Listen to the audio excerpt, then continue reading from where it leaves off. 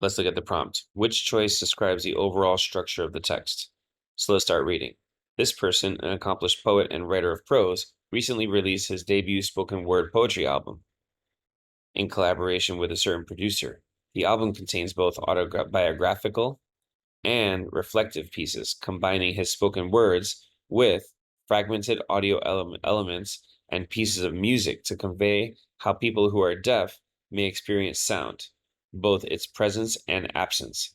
Some critics suggest that the album questions the function of sound in the world, highlighting that the experience of sound is multifaceted.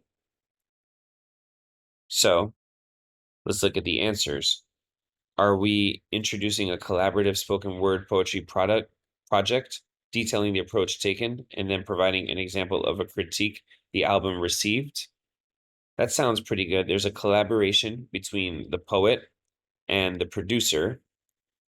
We see the example, we see the approach taken, which is the autobiographical and reflective pieces, and we see the critique, which is that the experience of sound is multifaceted. So that might be good. Looking at B, it mentions a collection of spoken word poems, distinguishes one poem as being exemplar on the album, and some offers a summary of the subject matter.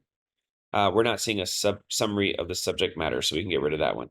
C, it summarizes the efforts to produce a collection of spoken word poems, presents biographies of the two people. So right there we can stop because we're not seeing biographies of the two people at all.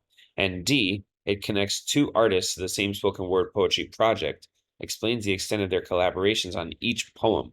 Right there we can stop because we're not seeing the exact extent of their collaborations on each individual poem. So we can get rid of D, and the answer will be A.